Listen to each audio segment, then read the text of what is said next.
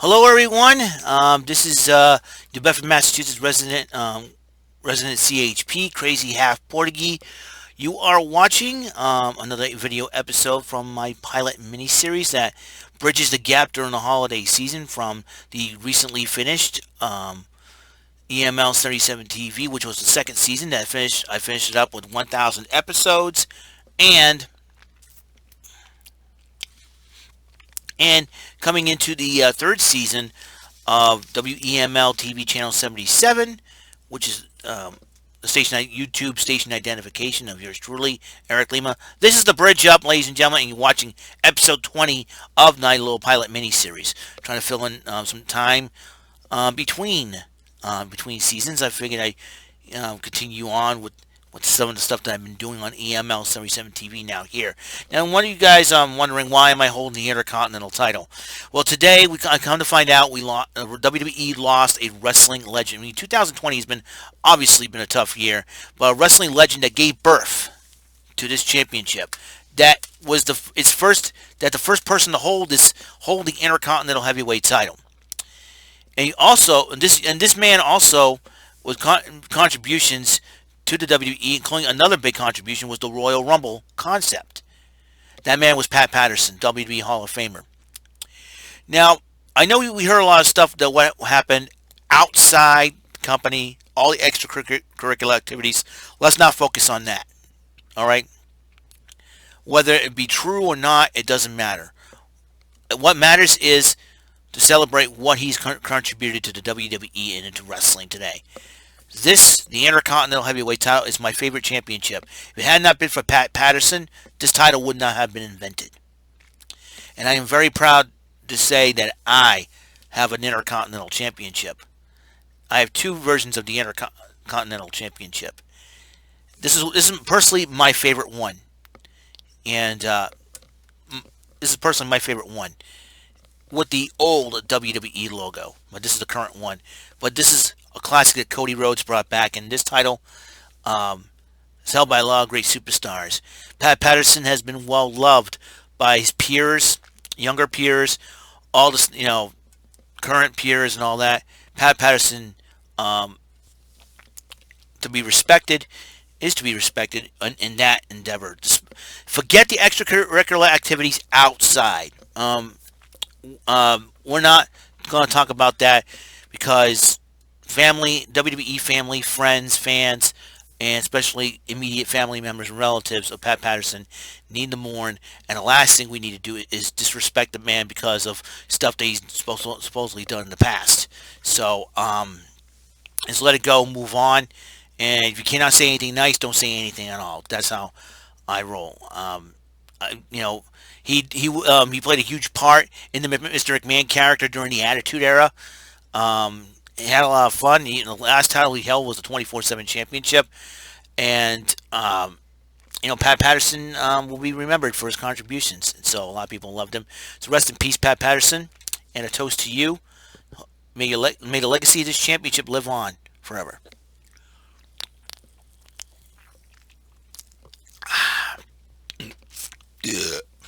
Excuse me. That was pretty good. So, there it is. Well, the Intercontinental title. Oh, you know what? Hey. There you go. The Intercontinental Championship. Put on this bad boy, which will be filled up soon. And I got the final piece of that puzzle. Speaking of which, the DVD book player. The DVD holder book. I have that. It's inside one of these bad boys. Come this weekend, things changing. Looking forward to it. All right. But right now, we're gonna have some fun here. Okay. We're gonna talk about the Raw recap of. We're gonna talk about the Raw recap. But first things first. Tonight, WarGames. Not WarGames tonight, but WarGames is on the minds because it's the final NXT before WarGames. Shotzi Blackheart going one-on-one with Reina Gonzalez, and for the a woman advantage in that for the advantage match, whoever grabs the briefcase, and I am looking forward to see that match, to see what happens. And Shotzi Blackheart is all get out, and I'll tell you what, It's going to be totally awesome. All right, let's talk about the the Raw recap. Kicked off with a moment of bliss. Alexa Bliss. Um, Looks like Randy Orton and the Fiend Bray Wyatt. You know, I think the Fiend never forgot what Bray Wyatt did, and what the Fiend never forgotten what not Bray Wyatt, what Randy Orton did to the Sister Abigail house. Randy Orton always says he's always trying to find a weakness, and he's trying to find the Fiend's weakness this time, and he's found it in Alexa Bliss. And it seems to me when he's about to hurt Alexa Bliss, the Fiend showed up, and Randy Orton was carrying Alexa Bliss. Looks like carrying her away, but then he handed her back to the Fiend Bray Wyatt. It looks like some mind games were played by Randy Orton and the Fiend Bray Wyatt. That's going to be a huge feud once again. It's going to be very interesting to see how this develops. I mean, you're talking about two men that can play mind games. You talk about The Undertaker recently retired, and he was the master of mind games. Now that falls into the Fiend Bray Wyatt and Randy Orton. Be very interesting to see how this feud ends up. and then they had to recap of the Hardy Elias feud, and then Matt Riddle was talking to Keith Lee about the triple threat match. Keith Lee said nothing and walked away. Interesting. Keith Lee, I think when he wants something, he's very focused by it. Symphony of Destruction matchup. Jeff Hardy versus Elias. It was a heck of a battle. Every instrument is about to be used. Every instrument was used left and right. It almost got to the point where, Elias about to use a pick of a guitar as brass knucks, trying to bust Jeff Hardy wide open. Then he tried to use the end of one of the sticks of the guitar to hit Jeff Hardy with it, and it ends up zapping himself on the monitors. And we made a joke about it. So forget The Rock. Elias became the most electrifying man in sports entertainment today. I'm sure he's okay. And then it ended with all the instruments, Elias, all the instruments on the table. Jeff Hardy did a swanton. I think he botched it because he bumped his head on the metal stairs when he did the swanton outside the ring. It was false count anywhere. Jeff Hardy picked the victory. Hopefully that will stop that. Meanwhile, R-Truth was hiding during that matchup. R-Truth was hiding in the piano.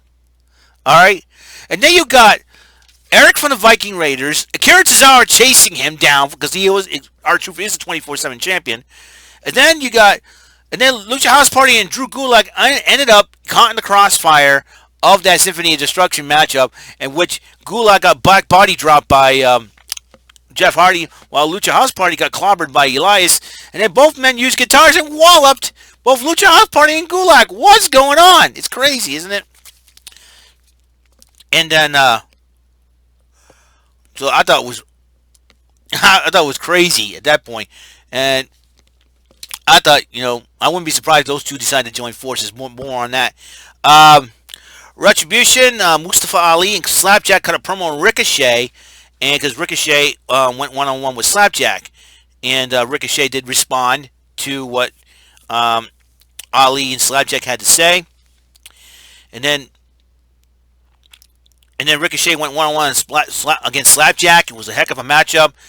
But while that was going on, Dana Brooke come out of nowhere because she slapped Mustafa Ali because of the Reckoning. This is where is she? But during that time, Ricochet was distracted, but Slapjack ended up getting the victory over Ricochet. And it was a heck of a match so far. And then you got Miz TV and with Sheamus. And Sheamus and John Morrison, well, they were too busy insulting Sheamus because of his career, of how well Drew McIntyre is doing. And all of a sudden, Sheamus attacked Miz and Morrison. And then Miz decided to clobber Sheamus in the back with his Money in the Bank briefcase match. Money in the Bank briefcase, I should say. And it seems like it seems like to me that Sheamus may get more angrier. You don't make Sheamus angry. Trust me, you won't like him when he's angry. Asuka and Lana were about to fire each other for their non-title match against the women's tag team champion Shayna Baszler and Nia Jax. Sarah Schreiber interviewed Lana about the whole thing, and Jackson Baszler came out. Asuka and Lana came out, and The two teams went at it, but in the end, ultimately, uh, um, Shayna Baszler tried to get Lana into Kirifuda clutch, but then Asuka blindsided Shayna Baszler from behind, and that gave Lana the opportunity to go and scoop her and pin her. They won the match. They beat the women's tag team champions twice. I would Asuka and Lana as tag team champions. I would not be surprised. I think being around Asuka is going to help Lana as far as ring skills, because Asuka can teach her a whole lot. Asuka is well skilled. Trust me, and it's going to be. And if I know Asuka, she'll help Lana out, and I think pairing up Lana and Asuka could be a good thing. I personally believe that it could help Lana in her wrestling skills. People complain about, oh, Lana can't wrestle and all that. Pair up with Asuka, Lana will be on the learning tree of Asuka before you know it. I'm telling you right now. I think this will benefit Lana a whole lot more. It will help Lana. McIntyre and Sheamus were talking, and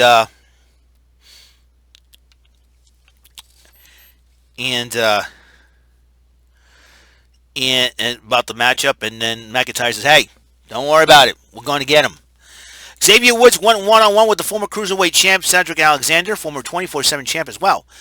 Both teams, before the match, decided to trash talk each other. Alexander went crazy attacking Xavier Woods in the matchup. It was a high-spirited matchup, but in the end, Cedric Alexander did win the match. And Matt Riddle. This guy, Riddle. Now, I prefer calling him Matt Riddle, but Riddle. He looks like it's Jeff Spicoli and Steve-O's DNA got mixed up in a freak lab accident, you know. And I love Riddle. Riddle's pretty funny, though. I just wanted to say that. I thought it was pretty cool. AJ Styles. He was talking to AJ Styles and Omos. When AJ Styles was like, and then, and this was this was an interesting matchup, and triple threat match went either way. But AJ Styles did pick up the victory after pinning Matt Riddle on the mat. 1, 2, 3. It now is AJ Styles versus Drew McIntyre for the WWE title at TLC. And somehow Miz and Morrison Miz and Morrison was interviewed by Charlie Caruso, and Miz and Morrison were determined to beat Sheamus and Drew McIntyre, and they were determined to find a way. They have a plan or something like that. Dana Brooke went one-on-one with Reckoning, a.k.a. Mia Yim. Reckoning did cut up promo on Dana Brooke, telling her to bring it. The match was good, and at one point Reckoning's mask came off, and we all know that's the identity of Mia Yim. There's no doubt. But Dana Brooke, the lovely Dana Brooke, did pick up the victory over Mia Yim on the Reckoning. So, but Mustafa Ali was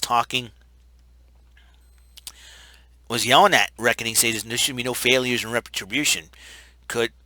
And we've heard rumors that the Reckoning is no longer part of Retribution. Will we see more of Mia Yim? Will she be the one focused on Asuka? You know, she said she was as Reckoning. She wants to face Asuka. I wouldn't say Asuka versus Mia Yim be a heck of a matchup if that even happens. We'll find out if that's actually going to be. Right now, Asuka and Lana are teaming up. I would not be surprised those women's tag team titles could be in the future. A lot in that women's division, let me tell you.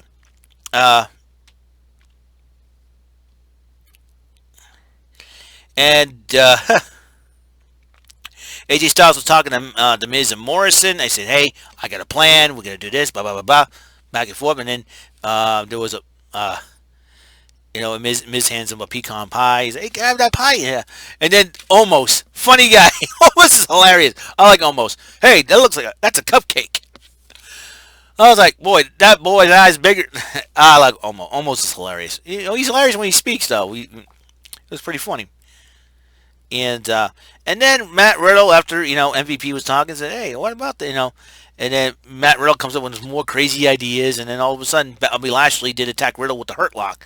I would not be surprised if Riddle goes after Lashley for the United States Heavyweight Title.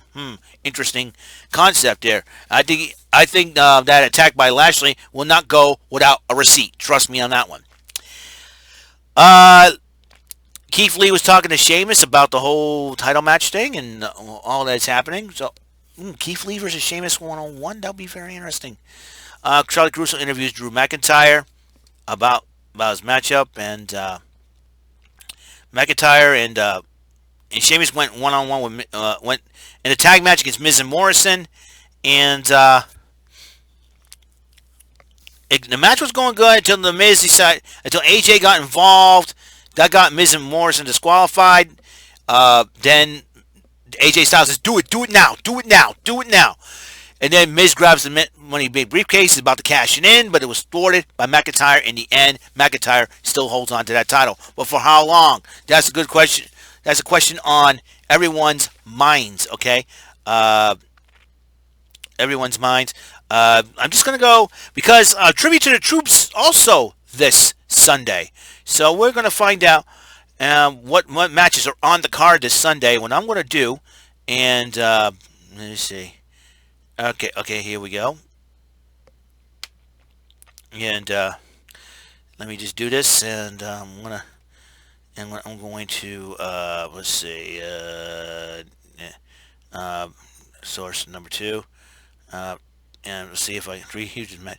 All right, give me a second, folks. I do apologize for this, and there we go. All right, 3 huge matches Sunday for the Troops. The first match you see here, a 10-man tag team matchup. Most of it's 80% SmackDown, but 2 Raw superstars will be involved in it.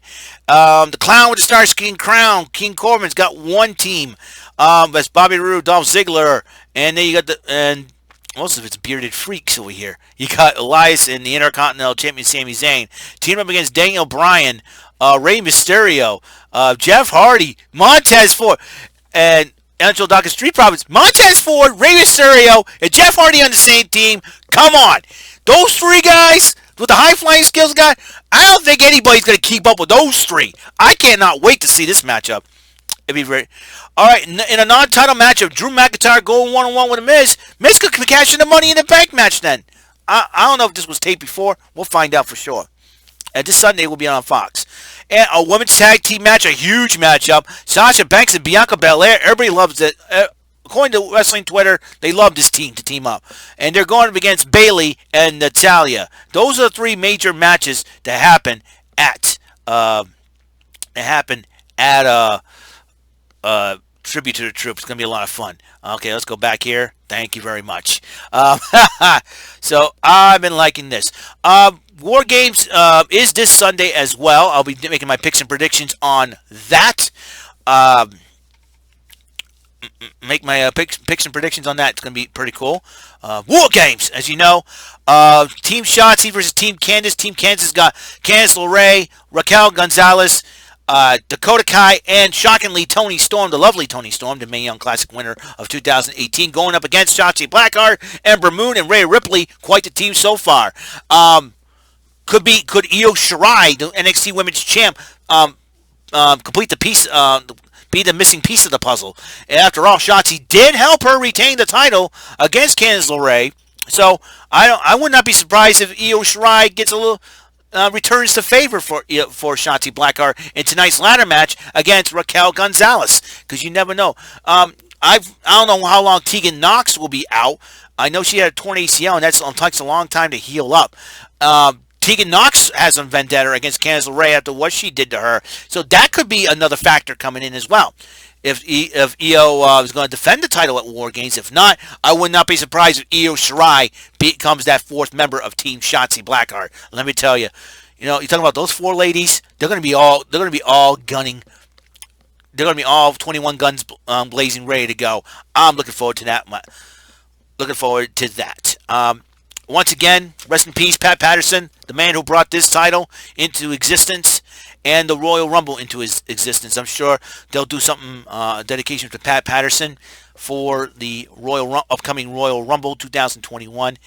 2020 has been a very tough year, guys, and obviously we're trying to stay strong and stay in there. Like I said, there's going to be a huge project I'll be working on the weekend, once Friday, once I get out of work Friday. All this, you don't see it right now, but you see all this is all going to get, you know what? Look at all this. That's all going to get straightened out. I guarantee you that. Trust me on that one. That bad boy's going to help me, and all the contents in these 2, I got a new surge protector with 10 prongs. I'm telling you, 10 outlets. 10 outlets in one surge protector. Gotta love it. It's going to be great. I'm looking forward to it. It's going to be awesome. And we'll see what happens, okay? Remember, WarGames! I always want to say that. WarGames! This coming Sunday. Tribute to the troops. So I'll probably be back and forth doing all this this crap. WarGames. What's happening on WarGames? Okay, tribute to the troops. What's happening on tribute to the troops? It's gonna be awesome. I'm sure they're gonna have some moments with the troops and all that. It's gonna be really cool. I don't know how they're gonna do it with the pandemic and everything else going around. I forgot about that. I'm sure the WBE has everything figured out. Oh, they always do. So thank you very much. You guys have a wonderful day, huh? And I will see you episode 21 of the Bridge Up. All right, Raw recap. Rest in peace, Pat Patterson. Peace. Have a great and wonderful day. Be blessed.